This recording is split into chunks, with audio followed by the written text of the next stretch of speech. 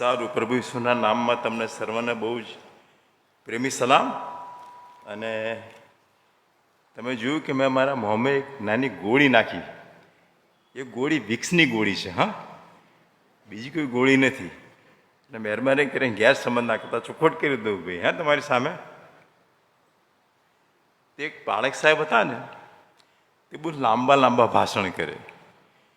એટલે પછી એમની બધા લોકો એમની પત્નીને ફરિયાદ કરી કે તમે કશું કરો સાહેબ, તો અમારું કલાક 2 કલાક ભાષણ કરે છે. એટલે પછી બહેને શું કર્યું કે આટલી આટલી ગોળીઓ બનાવી, ચપટી ને આટલી આટલી. એ ગોળી તમે મોંમાં મૂકો તો 30થી 40 મિનિટ ચાલે. એટલે એમના પત્નીએ કીધું કે તમારા ગોળી મોંમાં મૂકવાની સંદેશો શરૂ કરો ત્યારે, અને ગોળી પૂરી થાય એટલે તમારે સંદેશો બંધ કરી દેવાનો. એ કહે છે બરાબર, સરસ. એટલે પછી ખાસા બધા રવિવાર એવું ચાલ્યું. પછી એક રવિવાર તો સાહેબે ભાષણ શરૂ કર્યું તો 1 કલાક થયો, 1.5 કલાક થયો, 2 કલાક થયા, પણ ભાષણ બંધ ના થાય. પછી જેમ તેમ કરીને બંધ તો કર્યું. પછી કોઈ પૂછ્યું કે સાહેબ શું થયું? તો તમને ખબર છે શું થયું હતું? એમના કોટના ખિસ્સામાં હાથ ગાલીને પેલી ગોળી મોઢામાં મૂકીને તે ગોળીના બદલે કોટનું બટન મોઢામાં જ ઉતર્યું હતું. તો પછી એ તો આગળ જ ને કોઈ દિવસ. એટલે એવું. બીજા એક સાહેબ હતા ને, એમને બી એવું. તો આમ તો એ 20 મિનિટમાં સંદેશો પૂરો કરે. બહેનો માફ કરજો, તમને કદાચ એવું લાગે કે હું આવું કીધું. જો આ તો ખાલી જોક છે, તમે ખરાબ ના લગાડતા. તો એક દિવસ પછી સાહેબ ભાષણ કરવા ચડ્યા ને તો 2 કલાક થઈ ગયા.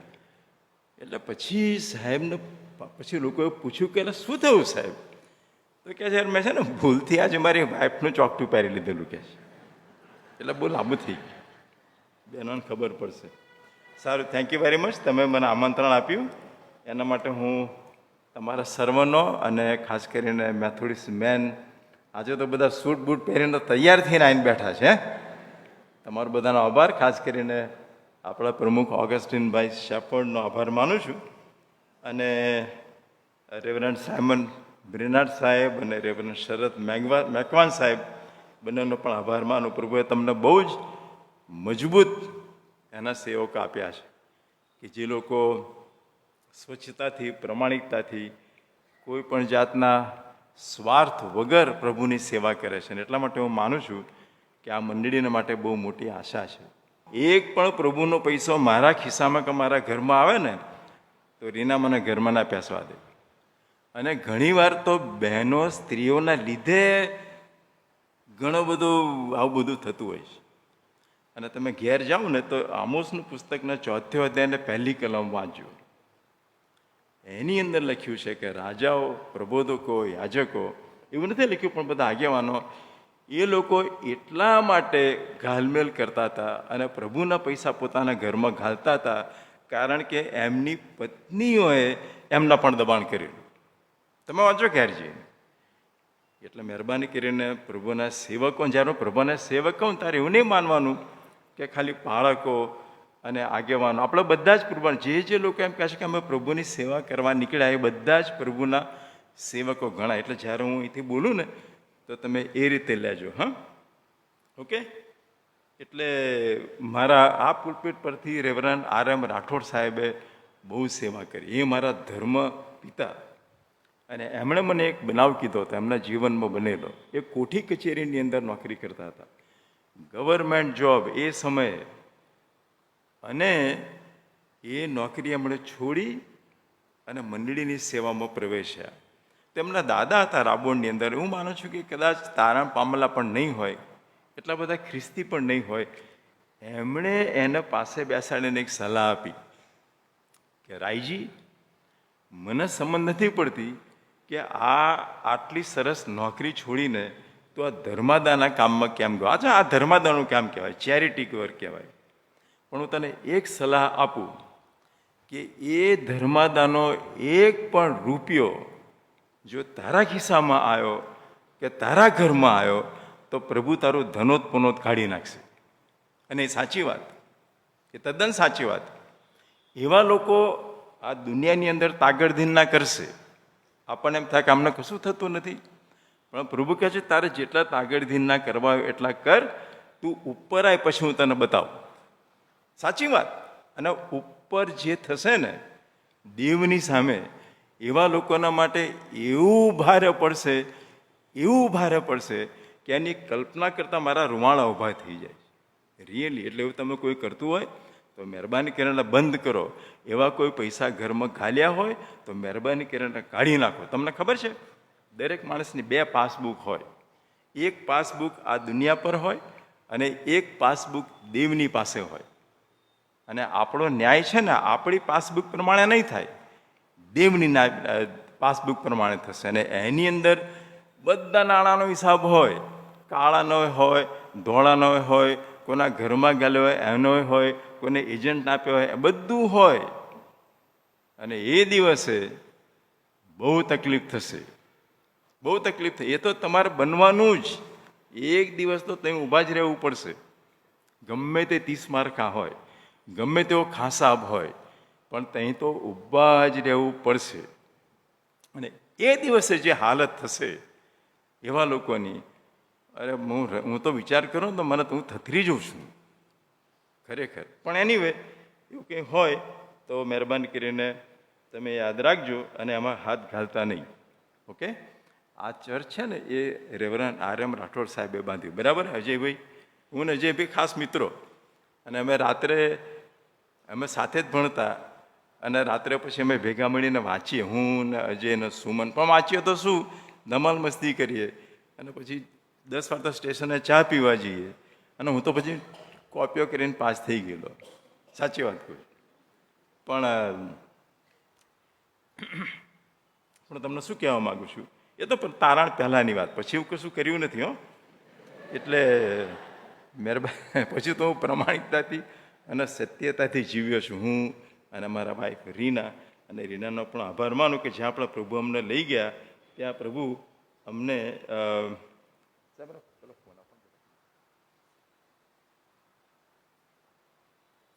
ઓકે. એટલે આપણે રેવરન્ડ સાયમન બ્રિનાર્ડ સાહેબ માટે અને રેવરન્ડ શરદ મેકવાન સાહેબ માટે પ્રભુનો આભાર માનીએ.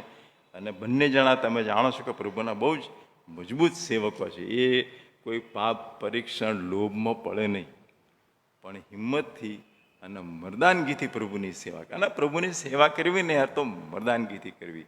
કોઈની તાકાત શું કે આપણી સામે આગળ ચીંધે, હે ને? તમે માનો છો મારી વાત? હા કે ના? તો પછી બોલો ને જોરથી યાર. તમારે મરદ બનવાનું ભલા માણસ. બસ તમે બી એવા કોઈ હોય ને એમને પાંખોમાં ઘૂસી જાઓ તો તમે એટલા જ ગુનેગાર, હે ને? એવું ઘણા બને યાર, સાહેબોને ખુશ કરવાના એમાં ઘૂસી જાય, પણ એવું નહીં કરવાનું. ઓકે. તો હું વિચાર કરતો હતો કે, અને હું છે ને બીજી એક વાત તમને કહું, 50 વર્ષ પહેલાં ક્વાયર અહીં ઉપર બેસતું હતું. અને હું પણ બરાબર આપણે ક્વાયરમાં બેસતા હતા અહીં. જો કે અમારો ક્વાયરમાં બેસવાનો હેતુ બહુ સારો નહોતો ખરેખર. હું તમને તમે બધા મારા ઘરના છો એટલે તમને સાચી વાત કહું કે હું છે ને તો એક જુવાન છોકરીએ તેનું હું જરા ઇમ્પ્રેસ કરવા માંગતો હતો. એટલે એ રીના નહોતી પણ હા, એ તો ચોખવટ કરી દો, બીજું કોઈ બાય હતી. પણ તમે વિચાર કરો કે અહીંયા ક્વાયર અહીં બેઠું હોય અને પાદરી સાહેબ 5 ફૂટ દૂર સંદેશો આપતા હોય તો આપણે કેટલો સમય સુધી પહેલાં એની સામે જોઈએ? કશું તો કાનમાં જાય ને. એટલે મારા કાનમાં ગયું અને પ્રભુએ મને તારણ પમાડ્યું. આજથી બરોબર 50 વર્ષ પહેલાં. અને 50 વર્ષ પછી એ જ જગ્યાએ રહીને હું પ્રભુનું વચન આપું છું. ને એ સમયે રેવરન્ડ મણિલાલ સોલંકી સાહેબ મારા બાળક હતા અને રેવરન્ડ ફિલિપ મેકવાન સાહેબ એસોસિએટ બાળક હતા. અને એમણે મને ઉત્તેજન આપ્યું કે ભાઈ તું આ ઓએમ ઠીક છે પણ તું મેથોડિસ્ટ મંડળી સાથે સેવા કર. એટલે એ બે જણનો મારા જીવનમાં બહુ જ ભાગ છે. અને એમણે પછી સંયોગ કરીને આ જગ્યાએથી મને મોકલ્યો. અને તમે માનશો અત્યારે તો એ લોકો હયાત નથી, પણ ઘણા બધા આ મંડળીના ભાઈ બહેનોએ મારા માટે બહુ પ્રાર્થના કરી અને એમની પ્રાર્થનાઓના લીધે મારી સેવા બહુ સફળ થઈ. એટલે તમે પણ મારા માટે પ્રાર્થના કરજો. હા, ચોક્કસ. કેટલા લોકો પ્રાર્થના કરશે? હાથ ઊંચા કરો. એટલે ખાસા બધા છે યાર. અને ઘણા બધા તો હાથ નહીં ઊંચા કર્યા, પણ કંઈ વાંધો નહીં, યાદ આવે તો પ્રાર્થના કરો. તમારી પ્રાર્થનાઓમાં મણિનગર મેથોડિસ્ટ મંડળીના લોકો એટલા ગજબ છે. અને એમની પ્રાર્થનાઓ એટલી બધી ગજબ છે કે તમે એનાથી લોકોને સામર્થ્ય પૂરું પાડી શકો. એટલે મારા જીવનમાં, મારી સફળતામાં તમારા સર્વની પ્રાર્થનાઓનો બહુ જ મોટો ફાળો છે. માટે હું તમને બધાને બહુ સલામ કરું છું. Okay, thank you very much. હવે મને 40 મિનિટનો સમય આપવામાં આવે છે. હવે મારો સમય શરૂ થયો. હા, આ પહેલાંની આગળની વાતો બધી નહીં ગણવાની, આપણે સમયમાં નહીં ગણવાની. અને 1-2 મિનિટ વધારે થાય તો વાંધો નહીં ને? ઓકે, સારું. હવે મારા બીજા ઘણા બધા મિત્રો છે, પણ આપણે હવે સમય નથી બધાનું નામ લેવાનો, એટલે માફ કરશો. તો તમે જુઓ કે આ રોમનોનો પત્ર છે, એમાં 5 વખત પાઉલ એમ કહે છે કે હું ઈસુનો દાસ છું, હું ઈસુનો નોકર છું, હું ઈસુનો ચાકર છું. અને એ જે શબ્દ છે ને ડુલોસ, એનો અર્થ કે હું ઈસુનો ગુલામ છું. 5 વખત તમે જુઓ, એ મેં લિસ્ટ બનાવ્યું છે. 1 અધ્યાય 1 કલમ, 6 અધ્યાય 16 થી 22 કલમ, 7મો અધ્યાય 6 કલમ, 14મો અધ્યાય 4 કલમ અને 14મો અધ્યાય 18મી કલમ. અને તમે જે શાસ્ત્ર ભાગ આપણી સામે વાંચ્યો ને છેલ્લે, રોમિયોનો પત્ર 6 અધ્યાય, એમાં હું માનું છું 7-8 કલમની અંદર એ 8 વખત દાસ શબ્દનો ઉપયોગ કરે છે, 8 વખત ગુલામનો શબ્દનો ઉપયોગ કરે છે. તો એનું કારણ શું? શા માટે પાઉલ રોમનોની મંડળીની અંદર જ્યારે સેવા કરે છે ત્યારે આટલી બધી વાર એમ કહે છે કે હું તો દાસ છું અને નોકર છું અને ચાકર છું અને ગુલામ છું? શા માટે? અને તમે જો મંડળીનો અભ્યાસ કરો તો હું તમને થોડો બેકગ્રાઉન્ડ આપીશ તો તમને ખ્યાલ આવશે. પ્રભુ ઈસુ ખ્રિસ્ત સ્વર્ગારોહણ થયા પછીથી 50મા દિવસે પવિત્ર આત્મા ઉતરી આવ્યો. બહુ ભવ્ય કામ થયું. બધા લોકોએ પ્રભુનો પવિત્ર આત્મા ઉતરતો જોયો, લોકોને પોતપોતાની ભાષામાં બોલતા સાંભળ્યા. એમાંથી કેટલાક યહૂદી લોકો રોમ ગયા અને એમણે રોમની અંદર મંડળીની સ્થાપના કરી. અને પછીથી જે લોકોને સતામણી થઈ ને યહૂદીઓની, એ બધા યરૂશાલેમ છોડીને ઘણા બધા રોમમાં ગયા અને મંડળી સમૃદ્ધ બની. અને છેલ્લે પછી પીતર ત્યાં ગયો અને પાઉલ ત્યાં ગયો અને રોમની મંડળી બહુ વૃદ્ધિ પામી. બહુ ગજબ એમણે સુવાર્તા પ્રચાર કર્યો, બહુ લોકો પ્રભુની પાસે આવ્યા. પણ પછી શું થયું? તમે જો પ્રેરિતોના કૃત્યો અને 18મો અધ્યાય અને 2જી કલમ વાંચો ને, તો એમ એક રોમન સમ્રાટનું નામ છે ક્લોડિયસ. એ ક્લોડિયસે એવો હુકમ કર્યો કે બધા યહૂદીઓ રોમ છોડીને નીકળી જાઓ. એટલે પછી બધા યહૂદીઓ કોરિન્થ નામની જગ્યાએ ગયા. પણ જ્યારે યહૂદી લોકો મંડળીઓ છોડીને ગયા ત્યારે જે વિદેશી લોકો હતા, અન્ય ધર્મી લોકો, રોમનો, ગ્રીક્સ, બર્બર, એ બધા લોકોએ મંડળીનો વહીવટ હાથમાં લીધો અને એમણે મંડળીની આગેવાની હાથમાં લીધી અને એમણે મંડળીની સત્તા હાથમાં લીધી અને એમણે મંડળીનો નાણાકીય વહીવટ પોતાના હાથે લીધો. પણ પછી શું થયું કે ક્લોડિયસ નામનો જે સમ્રાટ હતો એનું મરણ થયું. એટલે બધા યહૂદીઓ પાછા આવ્યા. પણ પાછા આવ્યા પછી મંડળીમાં બહુ મોટો પ્રશ્ન ઊભો થયો. યહૂદી આગેવાનોએ કીધું કે ભાઈ અમે લોકો પાછા આવી ગયા છે હવે, એટલે હવે અમારી આગેવાની, અમારી સત્તા, અમારો વહીવટ, અમારો નાણાકીય વહીવટ અમને પાછા સોંપો. કેમ? તો કે અમે મંડળી શરૂ કરી હતી, અમારા બાપ દાદાએ શરૂ કરી હતી, અમે પ્રભુની પસંદ કરેલી પ્રજા, અમારી પાસે નિયમ, અમારી પાસે સુન્નત, અમે પ્રભુની પસંદ કરેલી પ્રજા, એટલે વહીવટ તો અમે જ કરીશું. તો પેલા વિદેશી લોકો જે હતા, જેમની પાસે વખતે સત્તા હતી, એમણે કીધું એવું કેવી રીતે બને? તમે તો નાસી ગયેલા. અમે મંડળી સંભાળી, અમે વહીવટ કર્યો, અમે નાણાકીય વ્યવહાર કર્યો, અમે સત્તા સંભાળી અને અત્યાર સુધી મંડળી અમે ચલાવી અને હવે અમે પસંદ કરેલી પ્રજા છે, તમે યહૂદીઓ નહીં. તમે જો રોમનોનો પત્ર 9 થી 11 અધ્યાય વાંચો તો એવું છે એની અંદર. એટલે કે અમે તમને સત્તા પાછી સોંપીએ નહીં, વહીવટ પાછો સોંપીએ નહીં, આગેવાની સોંપીએ નહીં, નાણાકીય વ્યવહાર સોંપીએ નહીં.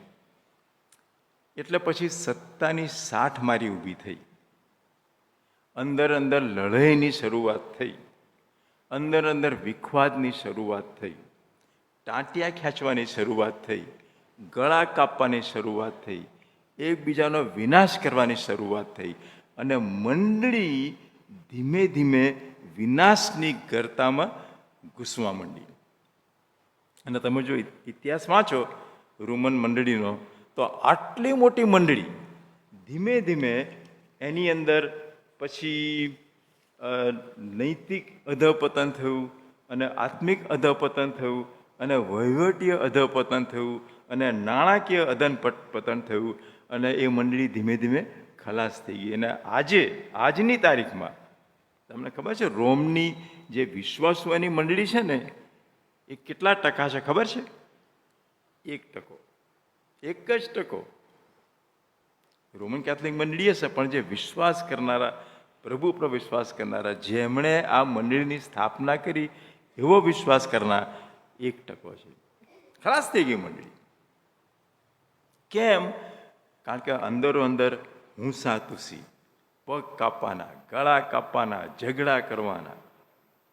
અને તમને ખબર છે એ જે ઝેર છે ને, એ ફક્ત રોમન મંડળીમાં નહોતું. એ ઝેર બધી મંડળીઓમાં ધીમે ધીમે ફેલાયું. રોમન કોરિન્થની મંડળી, અને તમને ખબર હોય તો પ્રકટીકરણની અંદર 7 મંડળીઓ આપેલી છે, બરાબર? બહુ ભવ્ય મંડળીઓ હતી. તમે આજે જેને જુઓ ને તો તમે ચોધાર આંસુએ રડો. ખંડેર થઈ ગયું બધું, ખલાસ થઈ ગયું બધું. એ માલ મિલકત બી સાફ થઈ ગઈ અને ભાગ્યે 10 લોકો કોઈક જગ્યાએ ભેગા મળે છે. યોહાન જે પ્રભુનો પ્રેરિત હતો, એણે 7 મંડળીઓ સ્થાપી. આ જ કારણના લીધે સત્તાની સાઠ મારી, વિખવાદ, વહીવટ અમારો છે અને નાણાકીય વહીવટ તો અમે જ કરીશું, કારણ કે મૈતે બધું મળે ને. અને તમે જુઓ કે એ જ વારસો આજની મંડળીમાં પણ ઉતરી આવ્યો છે. સાચી વાત તમને કહું છું. આ મંડળીની અંદર, આ દેવળની અંદર એક બેન હતા. હું તે વખતે ડેમોક્રેટિક હાઈસ્કૂલની પાસે એક ટાઈપિંગ ક્લાસીસ ચાલતા હતા, એમાં હું જતો હતો. ખબર નહીં, મેં એમની સાથે કશી વાત કરી હશે પ્રભુ ઈસુની, તો એમને ગમી ગઈ. એટલે પછી આ ચર્ચમાં આવતા થયા અને પછી એમણે આવવાનું બંધ કર્યું. મેં કીધું, કેમ બેન તમે બંધ કર્યું? તમને ખબર છે એ છે ને, આપણે એક દિવસ તે વખતે પાસ્ટરેટ કમિટી કહેતા હતા, તે એની અંદર 2 ગ્રુપ લડ્યા. આ જગ્યાએ તમે બેઠા છો ત્યાં જ, અને ગાળી અને છૂટ્યા પછી એક ગ્રુપની વ્યક્તિ બીજી ગ્રુપને ઘેર જઈને પથરાઈ માર્યા. એ બેને એમ કીધું કે સેમસન, અને ખબર છે આપણને તો બહુ મોટો વધસ્તંભ છે ઉપર, બહુ જોરદાર, આખી છેક 2 કેટલા માઇલથી દેખાય, બહુ માઇલથી દેખાય, કે જે વધસ્તંભ પર ઈસુ ખ્રિસ્ત મરણ પામ્યા એની નીચે બેસીને તો તમે લોકો લડો છો, એવી જગ્યાએ કોણ આવે? અને એ બેનની વાત સાચી ને? એટલે લોકો નથી આવતા. અત્યારે અમે જ્યારે પેલા જુવાનોના કેમ્પમાં ગયા, હું અને સતીશ રાઠોડ સાહેબ પ્રભુનું વચન આપતા હતા, તો કેટલીક દીકરીઓ, જુવાન દીકરીઓ મારીને રીનાની પાસે કે અમારા સાહેબ એક પ્રશ્ન પૂછો. મેં તો પૂછો. તો કહે છે કે અમે શા માટે પ્રભુની પાસે આવીએ, અમે શા માટે મંડળીમાં જઈએ? મેં તો કેમ ભાઈ? તો કહે છે કે પ્રભુના સેવકો છે ને, એમના જીવનો અમને ઠોકરરૂપ બને છે. અને કહે છે ઘણા લોકો તો કુકરોમાં બી કરતા હોય છે, અને ઘણા લોકો તો કહે છે અમને ખબર છે કે એમનું લેપટોપ હોય ને એની ઉપર અશ્લીલ ચિત્રો પણ જોતા હોય છે, સંદેશા આપે પણ આવું બધું કરે. અને કહે છે અમને ખબર છે કે આ બધા ઉપરથી ઢોલ અને અંદરથી પોલમપોલ છે. તો કે જો એવા લોકો હોય, એવા આગેવાનો હોય, એવા મંડળીના લોકો હોય કે જે લોકોના બતાવવાના એક અને ચાવવાના એક જુદા હોય, તો અમે શા માટે પછી મંડળીમાં આવીએ? અમે શા માટે પ્રભુ ઈસુની પાસે આવીએ? એ સાચી વાત અને નગ્ન સત્ય છે. હું તો તમને સાચી વાત કહીશ. તમે કદાચ ખોટું લાગે તો 1-2 રોટલી વધારે ખાજો, ઓકે? પણ મારી ઈચ્છા એ છે કે આપણી મંડળી શુદ્ધ અને સ્વચ્છ બને. અને સાયમન બ્રેનાર્ડ સાહેબને પણ એ જ છે. એમણે દર્શન મારી સાથે શેર કર્યું કે મારે આપણી મંડળીઓને જ્હોન વેસ્ટનું જે દર્શન હતું એ પ્રમાણે બનાવવી છે. અને એ તમે જોજો થશે. અને તમે જુઓ અત્યારે તમે લોકોએ જે આરાધના કરી પ્રભુની, આટલા બધા લોકો રવિવારે આવો છો, પ્રભુનું નામ લો છો, પ્રભુનું વચન સાંભળો છો. હું માનું છું કે બહુ ગજબ શરૂઆત છે અને તમારાથી જ પ્રભુ શરૂઆત કરશે. આ મંડળીએ બહુ સારી આગેવાની આધ્યાત્મિક રીતે આપી છે અને તમે આપજો પ્લીઝ. હું તમને શું કહેવા માગું છું કે એવી હાલત છે, ઘણી જગ્યાએ જૂથ પડી ગયા છે અને વહીવટ હાથ કરવા માટે અને નાણાકીય વ્યવહાર હાથ કરવા માટે અને સત્તા હાથ કરવા માટે અને આગેવાની હાથ કરવા માટે તમે જુઓ સાહેબે જે પ્રાર્થના કરી એ ગયું કે જે પ્રાર્થના કરી એકબીજાના ગળા કાપવા, અરે જે કાપવું એ કાપી કાઢે, પણ મારું ઘર ભરાવવું જોઈએ, મને સત્તા મળવી જોઈએ, મને સલામ કરવી જોઈએ, હું ટોચ પર પહોંચવો જોઈએ. સી એ છે ને બધા મેં 7 સ ભેગા કર્યા. એટલે માણસો શું કરે, આ 7 સની અંદર અભિમાન કરે અને 7 સ પ્રાપ્ત કરવા માટે એકબીજાનું કાસળ કાઢી નાખે. જો તમને કહું, કઈ ગયું યાર, સત્તા, સ્થાન, સન્માન, સંપત્તિ, શક્તિ, સામર્થ્ય અને સંતાન. પોતાના સંતાનને સાચો હોય કે ખોટો પણ એને પ્રમોટ કરે, એવું બને છે. એના લીધે મંડળીઓમાં મુશ્કેલી થઈ છે ને એના લીધે લોકો નથી આવતા અને ઘણા લોકો તો દાનો આપવાનું બંધ કર્યું છે. હું તમને સાચી વાત કે તમે કદાચ બંધ કર્યું કે ના કરતા મહેરબાની કરીને, કારણ કે તમે તો દાન આપો છો પ્રભુને માટે આપો છો, પણ આવો ગેરવહીવટ અને કે અમારા પૈસે જો આવા નફ્ફટ લોકો તાગડધીન ના કરતા હોય તો અમે શું કામ પૈસા આપીએ. ઘણા લોકો એવું કહે છે અને હું તમને વરવી અને નગ્ન હકીકત તમને હું કહું છું. આપણી મેથોડિસ્ટ મંડળીની નહીં, બધી મંડળીઓની પરિસ્થિતિ છે. હું તો જે કેરેસ્મેટિક મંડળીઓ હોય એમાં બી જોઉં છું અને જે એસેમ્બલીઝ હોય એમાં પણ જોઉં છું અને મેઇન લાઇન મંડળીમાં પણ બધી જ એક આ સળો આ ઝેર આ બધી જગ્યાએ પ્રસારી છે. અને આ બધું કરનાર કોણ? શેતાન. આપણે છે ને શેતાનના હાથા બની જઈએ. તમને ખબર છે જ્યારે પેલા 2 મુક્કાબાજો જ્યારે લડતા હોય ને તો એમણે ગ્લવ્સ પહેરેલા હોય, બરાબર? પણ એ ગ્લવ્સ કેવી રીતે કામ કરે? એની અંદર જ્યારે હાથ હોય ત્યારે એ ગ્લવ કામ કરે, હાથ ના હોય તો એ ગ્લવ નિર્જીવ થઈ જાય. એટલે આપણે છે ને એ શેતાન એ હાથ છે અને એ આપણી અંદર ઘૂસીને આપણો ઉપયોગ કરે છે. પણ આપણે એટલા ડોબા માણસો છે, એટલા બધા મૂર્ખ માણસો છે કે આપણને સમજ પડતી નથી અને આપણે એના હાથા બની જઈએ અને કહીએ હા ભાઈ આય અને ઘૂસ મારામાં અને મારો દુરુપયોગ કર. ખરેખર તમને સાચી વાત કહું છું, એટલા બધા મૂર્ખ છીએ આપણે. અને આપણે કે અમે તો પ્રભુના સેવકો અને પ્રભુના લોકો અને પ્રભુની પસંદ કરેલી પ્રજા અને લોહીથી ખરીદેલી પ્રજા. અલા શાની લોહીથી ખરીદેલી પ્રજા? શેતાન તમારામાં ઘૂસે, તમને સમજ નહીં પડતી? હું જ્યારે વાસદમાં હતો તો ડૉક્ટર અનિલ સરવન સાહેબ જે બિશપ છે ત્યારે અમે બંને સાથે હતા અને એમને પ્રિન્સિપલની જવાબદારી સોંપી. એટલે 5-6 જણા મારી પાસે આવ્યા. મને કહે છે યાર સેમસનભાઈ, તમે ખરેખર પ્રિન્સિપલ હોવા જોઈએ, તમે જૂના કરારમાં PhD કર્યું, તમે ગુજરાતના માણસ, તમે સિનિયર માણસ, મને 1000 કારણ આપ્યા. તમને ખબર છે મેં એમને શું કીધું? મેં કીધું જુઓ સાહેબ, તમે જે બોલો છો ને એ શેતાનનો અવાજ છે. મને છે શેતાન આવું બોલે ને તમને તરત ખબર પડે, કારણ કે હું પ્રાર્થના કરું ને, હું પ્રાર્થનામાં બહુ સમય ગાળું અને જે પ્રાર્થનાવાદી માણસ હોય અને પ્રભુના વચન પર આધાર રાખતો હોય એને છે ને શેતાનની વાત તરત જ ખબર પડે કે આ શેતાન અવાજ કરે છે. મને એમ કહે કે લા ભાઈ આ પેલા એક પેલા ભૂરિયા બાપુ છે ત્યાં ભરૂચ કંઈ પેલા કયું યાર ગામ છે ત્યાં જંબુસર, તો તારો એક્ઝિક્યુટિવ સેક્રેટરી હતો. તે છે ને મને મીઠાઈનું બોક્સ આપવા માટે આવેલા. મને ખબર કે મીઠાઈના બોક્સમાં શું છે. ખરી વાત ને, મીઠાઈના બોક્સમાં શું હોય? મીઠાઈ ના હોય, પૈસા હોય. તે આયા બાપુએ તો મેં કીધું એ ભાઈ તો હમણાં નામ છે પાછલા પગેથી જાય ને તો તારું તને મુશ્કેલી થશે, ભગાડ્યો મેં એને. પણ કેમ? કારણ કે મને, હું પ્રભુની અવાજ સાંભળતો હોય તો શેતાનનો અવાજ મને તરત ખબર પડે.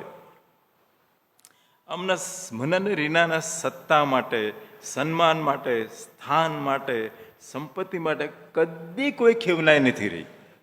અને જ્યાં પ્રભુએ મોકલ્યા ત્યાં અમે બે ધડક ગયા છે.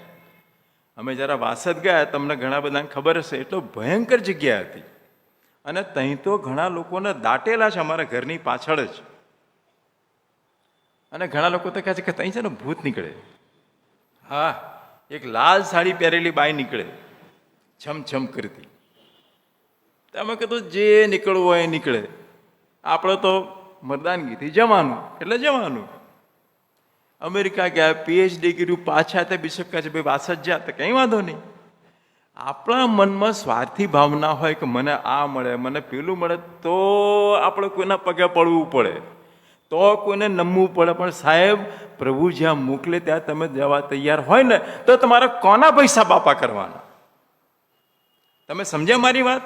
તો હું શું કામ કોના પગે પડું? તો હું શું કામ કોને સલામ કરું?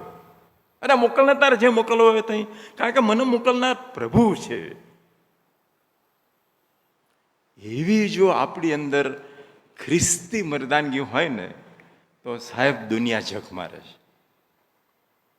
સાચી વાત હું તમને કહું છું, તમે કેમ મારી વાત સાંભળો છો?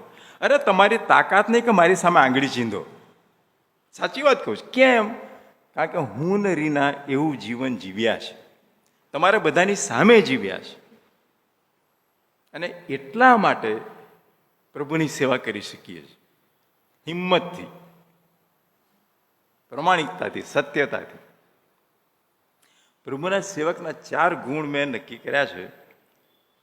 એ જો હોય ને તો આપણને કોઈ નમાઈ શકે નહીં. પહેલું, પૈસામાં પ્રમાણિકતા.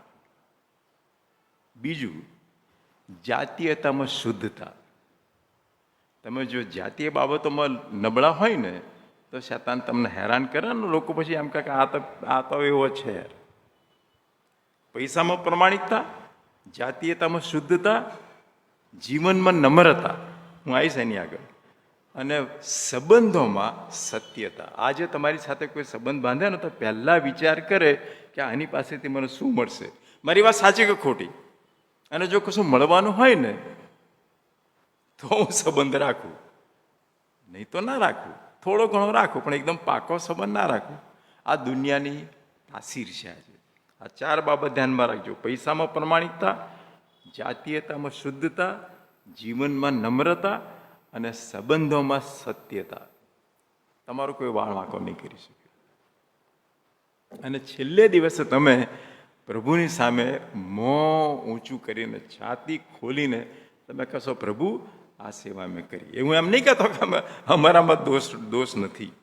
અમે કંઈ અમે સંપૂર્ણ નથી, અપૂર્ણ છીએ અને સંપૂર્ણ તરફ પ્રયાણ કરીએ છીએ. ઓકે, પણ હું તમને શું કહેવા માગું છું કે આવી સ્થિતિ ત્યાં હતી. એટલા માટે પાઉલ એમ કહે છે કે હું સેવક છું, દાસ છું, ગુલામ છું. અને જો મારીને તમારી એવી શું એને કે એવું માનસ હોય ને, સેવકનું માનસ, પ્રભુના ગુલામનું માનસ, પ્રભુના દાસનું માનસ, પ્રભુના ચાકરનું માનસ, તો હું માનું છું કે આપણી મંડળીમાં એકતા હશે. કારણ કે પછી આપણે શું કામ કોઈના પગ કાપીએ? જે મારે કશું જોઈતું જ નથી મંડળી પાસેથી, જે મને આપવાની ભાવના છે મંડળીને, તો પછી શું કામ પ્રશ્ન ઊભા થાય? શા માટે આપણે ઠોકરું બીજાને બનીએ? હે ને? જ્હોન એફ કેનેડીએ બહુ સરસ કીધું કે છે ઇંગ્લિશમાં. હું ઇંગ્લિશ બોલતો નથી, પણ એમણે ઇંગ્લિશમાં કીધું, ગુજરાતી કોંગ્રીગેશન હોય તો ઇંગ્લિશ બહુ બોલવાનું નહીં. ઘણા લોકો ઇંગ્લિશ ઠોક કરે યાર, એવું બતાવવા માટે કે બહુ મને ઇંગ્લિશ આવે. સાનું ઇંગ્લિશ યાર. ગુજરાતી માણસો હોય તો ગુજરાતીમાં બોલવાનું, એ સીધી સાદી વાત છે. બરાબર? લોકોને તો ખબર છે તમે કોણ છો, હે ને? હું અહીં ઊભો રહીને 2 મિનિટ બોલું તો તમને ખબર પડે કે સેમસન પારેખ કોણ છે. ખરી વાત? એટલે એવું બહુ કરવાનું નહીં. પણ હવે ઘણાને એવી ટેવ પડી છે તો પડી છે. સારું, તો કેનેડીએ એમ કીધું કે ask not what my country can do for me, but ask what I can do for my country, what I can do for my country. સાચી વાત ને? એવું નહીં કે મંડળી મારા માટે શું કરે, પણ હું પ્રભુની મંડળીને માટે શું કરું, એવો પ્રશ્ન આપણે પૂછવો જોઈએ. અને જો આપણે છે ને મંડળી પાસેથી કે મારા માટે આ કરે અને મારા માટે પેલું કરે એવી અપેક્ષા રાખીએ ને તો આપણે કાયમ દુઃખી થઈએ અને મંડળીને ગાળો જ બોલીએ. જો પ્રશ્ન એટલે શું? પ્રશ્ન એટલે વાસ્તવિકતા અને અપેક્ષાની વચ્ચેનું અંતર.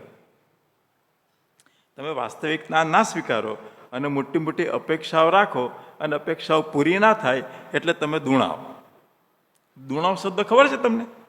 એટલે દુણેલી ખીચડી હોય ને એવા થઈ જાય પછી આપણે, અને પછી મંડળી છોડીને ભાગી જાય ઘણા લોકો તો. પણ તમે મંડળીના માટે શું કરી શકો છો એ ઇમ્પોર્ટન્ટ. લોકોને જે કહેવું એ કહેવા દો, લોકોને જે કરવું એ કરવા દો, આપણે આપણું આ જવાબદારી નિભાવવાની. તો જે સેવક હોય, પ્રભુનો ગુલામ હોય, એના 3 લક્ષણો તમારી સામે જણાવવા માંગુ છું. બીજા ઘણા બધા લક્ષણ છે પણ 3 આપણે જોઈએ કારણ કે સમય ઓછો છે. બરાબર? સૌથી પહેલું લક્ષણ કે સેવકના જીવનમાં સાચી ખરી નમ્રતા હોવી જોઈએ. દેખાવાની નહીં, પણ સાચી હૃદયની નમ્રતા હોવી જોઈએ. હવે આપણે ઘણીવાર શું વિચાર કરીએ કે નમ્ર એટલે કેવો માણસ કે જાણે આમની મોં નીચું કરીને ચાલતો હોય અને બધાને હાજી હા કરતો હોય અને એ કશું કહે નહીં, એ કશું બોલે નહીં, એ પોતાનો નિર્ણય જ બતાવે નહીં અને લોકોના ગોદા ખાખા કરે એવો નમ્ર માણસ. એ નમ્રતા નહીં. નમ્રતાનો અર્થ એ ના થાય. હું તમને સમજાવું.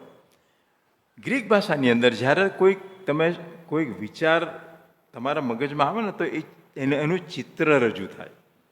ગ્રીક અને હિબ્રુ એ ચિત્રાત્મક ભાષા છે. મેં બહુ અભ્યાસ કર્યો એનો, એટલે મેં જોયું કે એ ચિત્રાત્મક ભાષા છે. અને તમે જ્યારે નમ્ર કહો ને ત્યારે તમારા મનની અંદર એક મોટો ઘોડાનું ચિત્ર ઉત્પન્ન થાય. મોટો 6 ફૂટ ઊંચો અને ગજબ સ્ટીલ જેવા મસલ્સ, બહુ ભયંકર તાકાત, પણ એના ઉપર લગામ નાખેલી હોય, નિયંત્રણમાં હોય, એનું નામ નમ્ર કહેવાય. હું તમને દાખલો આપું. આપણે ઈસુ બાપની વાત કરીએ, બરાબર? તો ઈસુ બાપ નમ્ર હતા ને? સૌથી વધારે નમ્ર કોણ? ઈસુ બાપ. એમની શક્તિઓ કેટલી! અરે એમણે તો એક જ શબ્દ દ્વારા આખું બ્રહ્માંડ પેદા કર્યું.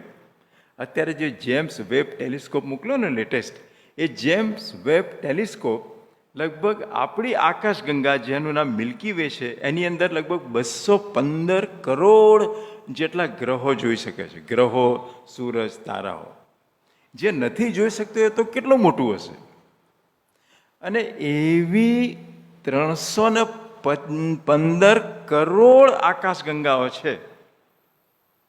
એટલે એ બ્રહ્માંડ કેટલું મોટું થયું. અને હવે વિજ્ઞાનીઓ એમ કહે છે કે એક જ બ્રહ્માંડ નથી, એવા બ્રહ્માંડની આખી ચેઇન છે. એટલું મોટું બ્રહ્માંડ હોય અને એવું બ્રહ્માંડ જે ઈસુ શબ્દ એક શબ્દો બોલીને ઉત્પન્ન કરે, એની પાસે કેવી તાકાત હોય, હે ને? જો તમને બીજી બી વાત કહી દઉં કે જો એ બ્રહ્માંડ આટલું મોટું હોય તો મારી ને તમારી કશી હેસિયત ખરી?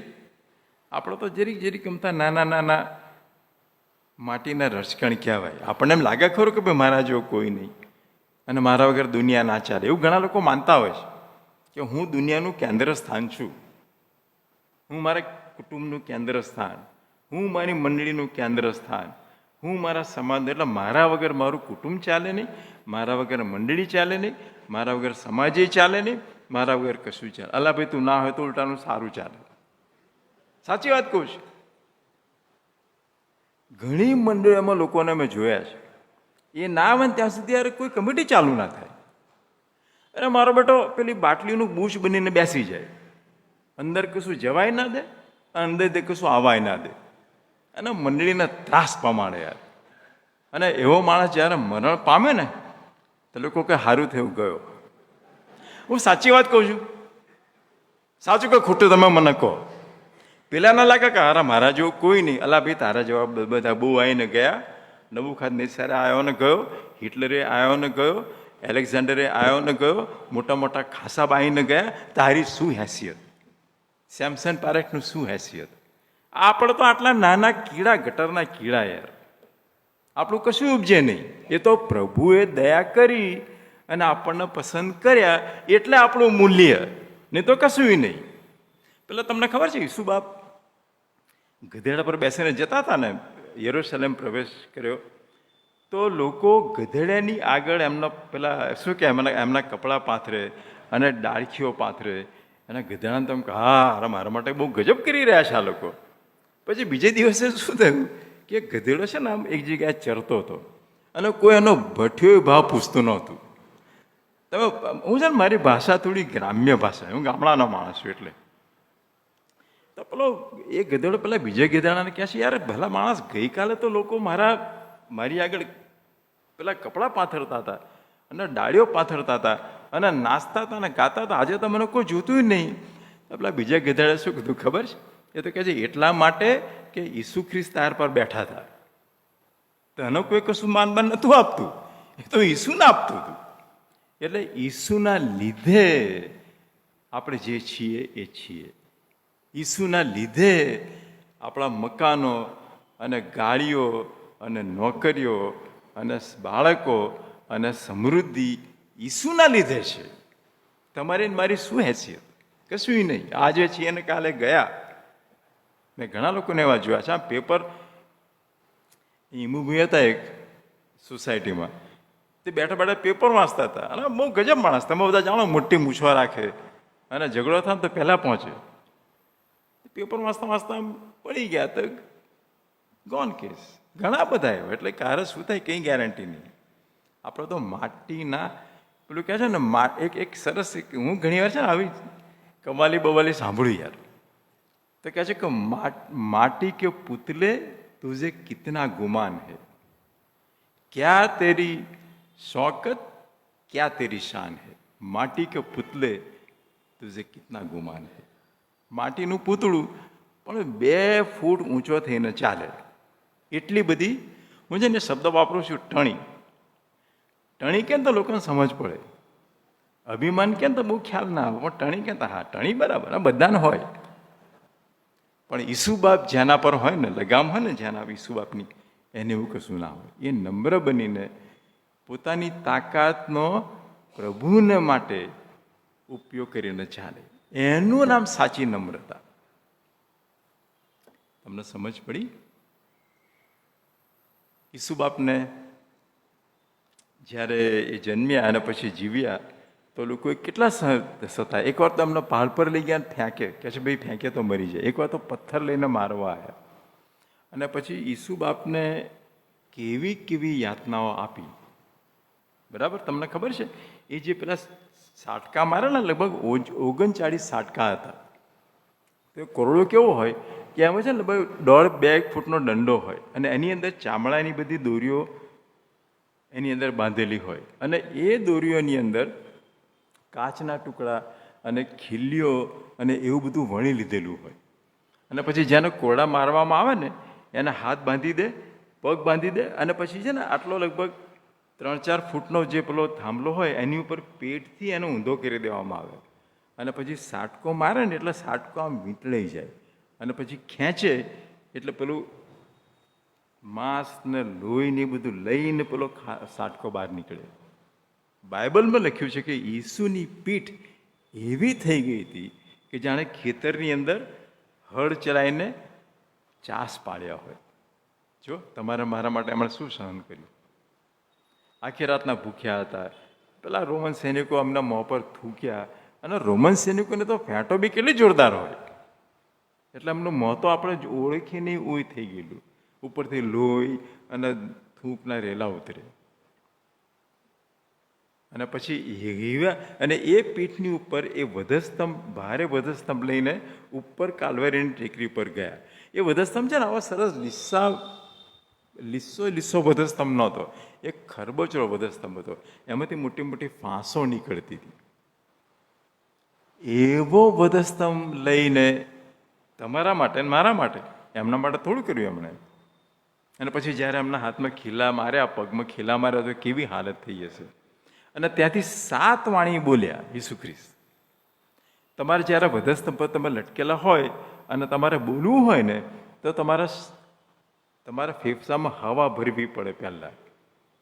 પણ હવા ભરવા માટે શું કરવું પડે? તમારે આમ ઊંચા થવું પડે. તમે લટક્યા હોય ને તો તમારાથી શ્વાસ ના લેવાય, તમારા ફેફસા પર બહુ વજન આવે. એટલે ઈસુ ખ્રિસ્ત ઊંચા થયા, હાથ પર જોર આપીને અને પગ પર જોર આપીને ફેફસાની અંદર શ્વાસ ભરવા માટે, જેથી કરીને બોલી શકે. તમે વિચાર કરો, એવી વ્યક્તિને હાથમાં ને પગમાં ખીલા માર્યા હોય 6 કલાક સુધી, એની કેવી હાલત થાય. એ બધું એમણે સહન કર્યું, પણ એમણે એક પણ વ્યક્તિને આમ ફૂંક મારીને મારી કાઢ્યો નહીં. એક પણ વ્યક્તિનો નાશ કર્યો નહીં. એમણે શું કીધું? તું એમને માફ કર. એ નમ્રતા કહેવાય. આખી દુનિયાની તાકાત, અલૌકિક તાકાત, સ્વર્ગીય શક્તિ, પણ અંડર કંટ્રોલ. એમણે કીધું કે જો હું મારા બાપના હાક મારું ને તો દૂતોની 12 ફોજ મોકલી આપે. એમણે ફોજ બોલાય ના, એક દૂતને ના બોલાય. એમણે, એનું નામ નમ્રતા. ભયંકર તાકાત, પણ નિયંત્રણમાં હોય.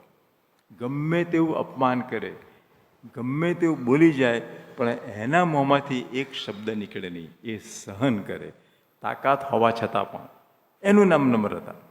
બરાબર? આપણે તો કોઈ આપણને એક શબ્દ કહે, આપણે સામે 2 શબ્દ ના કહીએ ત્યાં સુધી ઊંઘ ના આવે આપણને, અને ચેન ના પડે, અને કે ક્યારે પેલાને પકડું અને ક્યારે એને ગાળો બોલું, એવું મનમાં થઈ જાય. મેં કીધું કે અમારા પાસ્ટર્સ કમિટીમાં મેં જોયું. પણ ખરો નમ્ર વ્યક્તિ ગમે તે થાય, વેર લેવાની તાકાત બી હોય, પણ એ પોતાની શક્તિઓને નિયંત્રણમાં રાખે. એવું જો હું ને તમે એવા દાસ બનીએ તો મંડળીમાં પ્રશ્નો થાય કે ના થાય? ના થાય. આપણે વેર ના વાળીએ, મોં બંધ રાખીએ, હાથ બંધ રાખીએ અને પ્રેમ બતાવીએ તો એકતામાં રહી શકીએ. બીજી બાબત,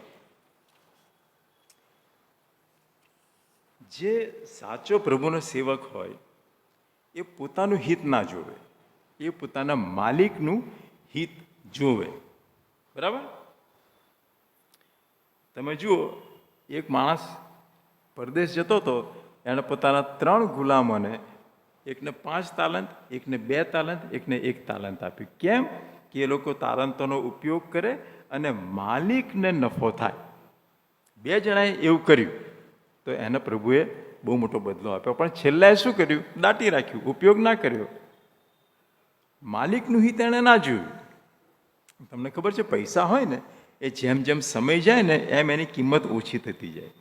એટલે માલિકે એને 1 તાલંત આપેલો, એણે પેલા દાટી રાખ્યો, તો જ્યારે માલિકને પાછો આપ્યો ને ત્યારે એની કિંમત ઉલટાની ઘટી ગઈ હતી. એટલે માલિકને ગુસ્સો આવ્યો અને પછી એને અંધકારમાં ફેંક્યો, નરકના અંધકારમાં ફેંક્યો હશે. આપણને પ્રભુએ તાલંતો આપ્યા, જીવન આપ્યું પ્રભુનો મહિમા કરવાના માટે, પ્રભુના રાજ્યની વૃદ્ધિ કરવાનો. આપણે પોતાનું હિત તો ઓકે, પ્રભુ આપણું હિત કરે, પણ આપણી પાસે પ્રભુનું હિત હોવું જોઈએ. તો જ આપણે ખરેખર એક થઈને મંડળીની અને પ્રભુની સેવા કરી શકીશું. અને આ જે પ્રશ્નો છે ને, એ બધા પ્રશ્નો દૂર થશે. તો જ એ બધી વસ્તુઓ દૂર થાય. અચ્છા, ત્રીજી વાત, આ અગત્યની વાત છે, અને મેં તમને કીધું બી ખરું કે જે સાચો ગુલામ કે સેવક કે દાસ હોય ને, એ ફક્ત પોતાના માલિકનો જ અવાજ સાંભળે, બીજા કોઈનો અવાજ એ સાંભળે નહીં. નિર્ગમનનું પુસ્તક એના 21મા અધ્યાયમાં એક બનાવ આપેલો છે. ગુલામ 6 વર્ષ પછી મુક્ત થઈ જાય. કોઈ પણ ગુલામ 6 વર્ષ ગુલામી કરે, 7મા વર્ષે એને મુક્તિ આપવી જ પડે. પણ આ ગુલામ શું કરે કે ભાઈ, મારે મુક્ત થવું નથી, મારે તો મારા માલિકની આખા જિંદગી સુધી સેવા કરવી છે. એટલે માલિક શું કરે, પછી એ ગુલામને બારસાકની પાસે લઈ જાય, જે આપણું દરવાજો હોય ને એની બારસાક, અને પછી એના કાનની અંદર મોટું કાણું પાડે, વિંધે, અને હું એમ માનું છું ત્યાં સુધી એ કાનની અંદર કોઈક મોટો પદાર્થ એ અંદર નાખે. તમે અહીં ખબર નહીં, પણ ત્યાં અમેરિકામાં મેં ઘણા બધા લોકોને એવા જોયા, મેં ફોટા બી પાડ્યા છે એમના, પણ મારી પાસે છે નહીં અત્યારે, કે કાનની અંદર છે ને મોટા મોટા આમ અંદર લબડતા નહીં, અંદર મોટા મોટા ટુકડા નાખેલા હોય લાકડાના. એવું કદાચ હું માનું છું કે એવું હશે. એનો શું અર્થ થયો કે હવે આ જે ગુલામ છે એ ફક્ત પોતાના માલિકનો જ અવાજ સાંભળશે. એ રસ્તેથી જતો હોય, કશું કામ કરતો હોય, અને તમે એને કશું કહો તો એ ના સાંભળે. ફક્ત માલિકનો જ અવાજ સાંભળે અને માલિકની જ આજ્ઞા પ્રમાણે એના જ અવાજ પ્રમાણે એ વર્તન કરે. એ એનો હેતુ હતો. તમે સાંભળ્યું, એક છે ને, એક બહુ અમારા જમાનામાં એક ગ્રામોફોન આવતું હતું, હિઝ માસ્ટર્સ વોઇસ. અને પછી બરાબર એક ભૂંગળું હોય અને ભૂંગળાની સામે એક કૂતરો બેઠો હોય, અને કૂતરો પેલા ભૂંગળામાંથી જે માલિકનો અવાજ આવે ને એ જ સાંભળે, બરોબર તન મૈદાથી આમ કરીને બેઠો હોય, એ બીજું કશું સાંભળે નહીં, કશું સંભળાય જ નહીં. અને માલિકનો જ અવાજ સંભળાય. જે ઈસુનો દાસ હોય, ઈસુનો ગુલામ હોય, ઈસુનો નોકર હોય, ઈસુનો ચાકર હોય, એને ફક્ત ઈસુનો જ અવાજ સંભળાય, એ સિવાય કોઈ અવાજ નહીં. એને પોતાનો પણ અવાજ ના સંભળાય, એના પત્નીનો પણ ના સંભળાય, એના પતિનો પણ ના સંભળાય, બાળકોનો નહીં, મિત્રોનો નહીં, પડોશીઓનો નહીં, સગાવાલો નહીં, ફક્ત ઈસુ ખ્રિસ્ત, નથિંગ એલ્સ, કશું નહીં. અને એવી વ્યક્તિ દેવની ઈચ્છા પ્રમાણે કામ કરે. દાખલો કયો, ઈસુ ખ્રિસ્ત, એમણે કોનો અવાજ સાંભળ્યો? કોનો અવાજ? એમણે પોતાના આકાશમાંના બાપનો અવાજ સાંભળ્યો. તમે જો, મારો સમય પૂરો થયો પણ કંઈ વાંધો નહીં, તમે જો હિબ્રુ 10મો અધ્યાયમાં છો તો 5મી કલમથી લખ્યું છે કે એની ઈચ્છાના લીધે મેં શરીર ધારણ કર્યું. ઈસુ ખ્રિસ્તે શરીર ધારણ કર્યું ને કેમ? દેવ બાપની ઈચ્છાના લીધે. અને પછી એમણે સંપૂર્ણ નિયમ પાળ્યો. માથીનો 5મો અધ્યાયનો 17મી કલમ, કાનો માત્ર સાથે નિયમ એટલે શું? દેવની ઈચ્છા એમાં પ્રગટ કરેલી છે સંપૂર્ણપણે. અને મારી પાસે કેટલીક કલમો છે, તમે જુઓ. યોહાન 4:34 કહે છે કે મારો ખોરાક એ મારા પિતાની ઈચ્છા પૂરી કરવાનો છે. બીજું કશું. ખોરાક એટલે શું? જેના લીધે આપણું જીવન ટકી રહે. તો મારું જીવન, મારું અસ્તિત્વ એટલા માટે ટકી રહ્યું છે કે બીજું કશું નહીં, હું મારા આકાશમાંના દેવની, આકાશમાંના બાપની ઈચ્છા પૂરી કરું છું, મારી પોતાની નહીં. અને પછી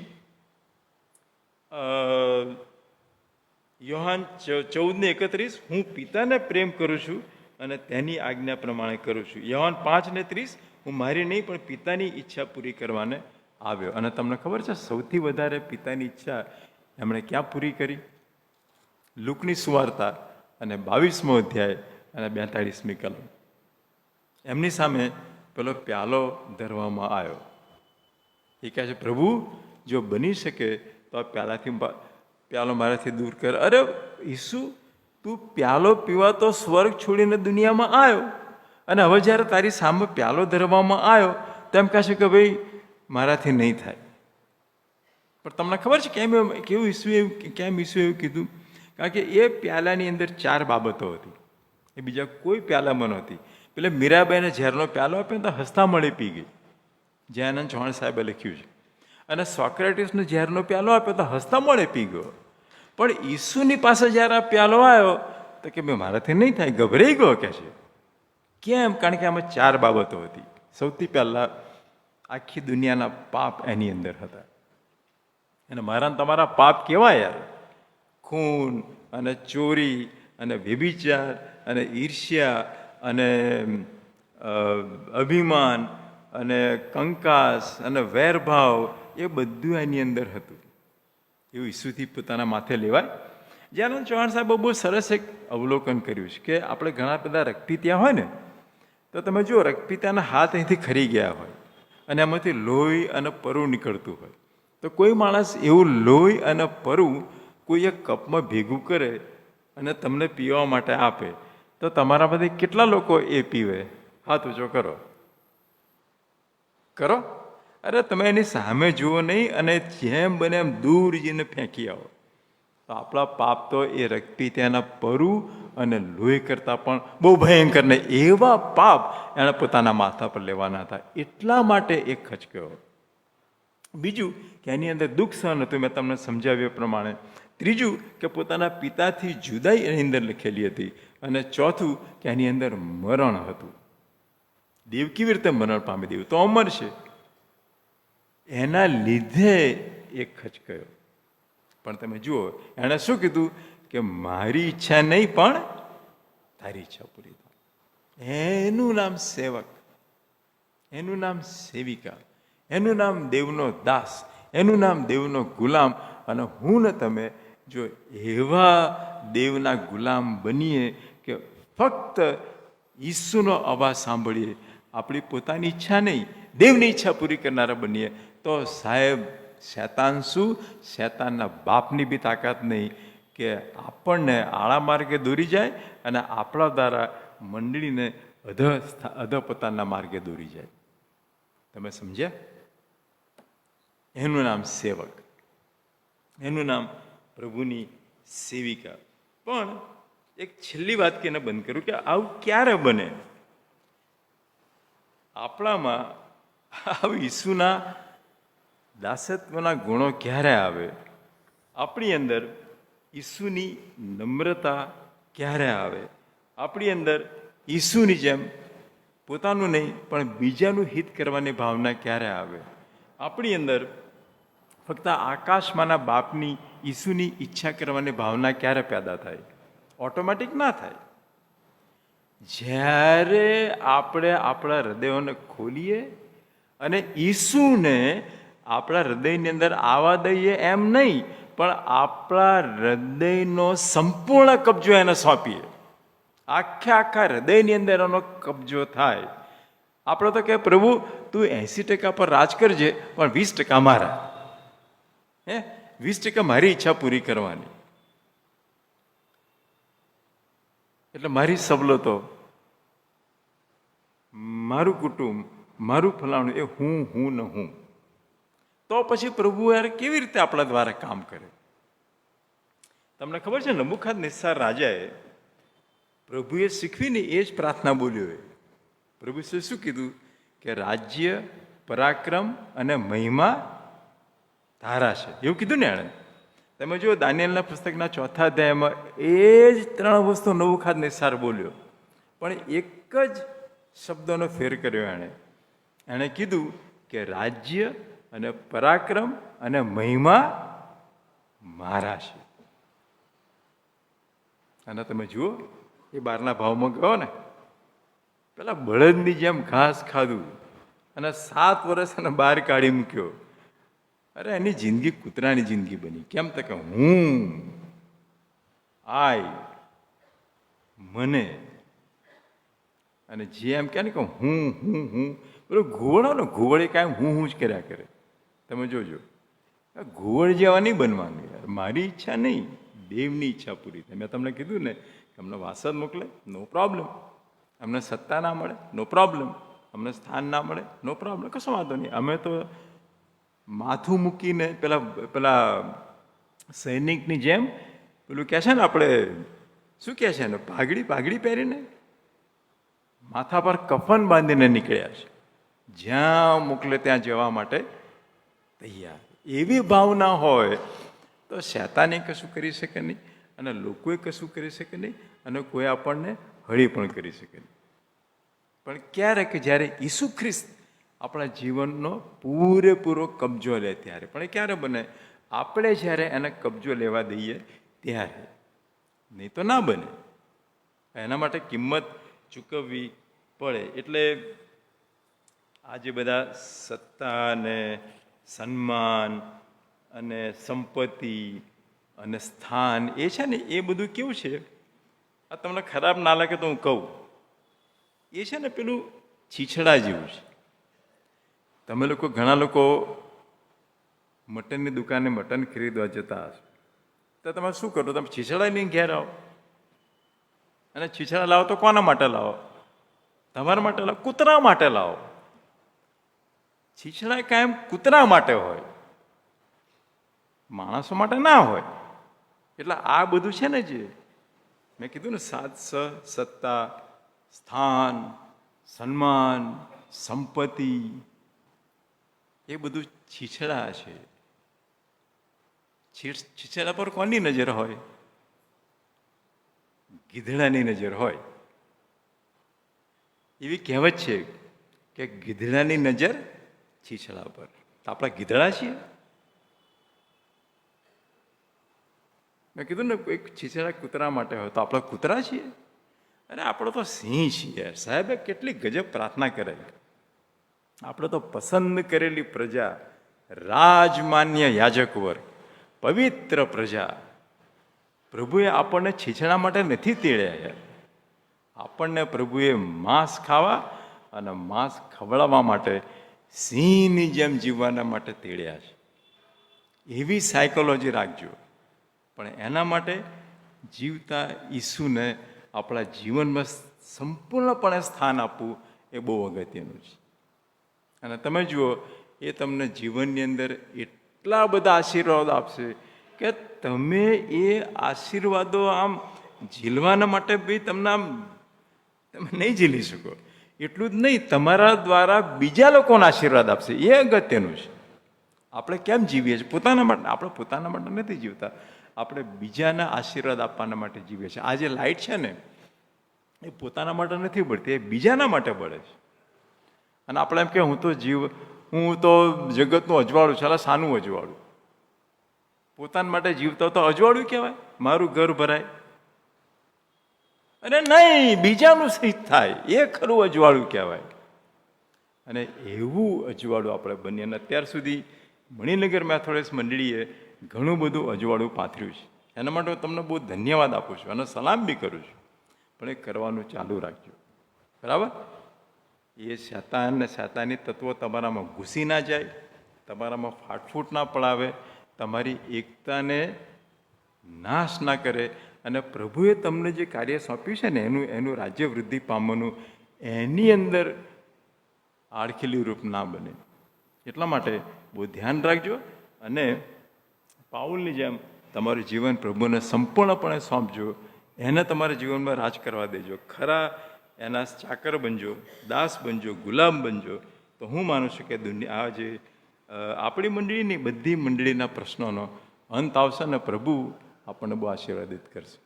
થેન્ક યુ. સોરી, મારો થોડો વધારે ટાઈમ થયો, પણ તમે કોઈ સૂતા લાગ્યા નહીં મને, એટલે મને લાગે છે મેં થોડું ચાલુ રાખ્યું. Okay, thank you. પ્રભુ તમને આશીર્વાદ આપે.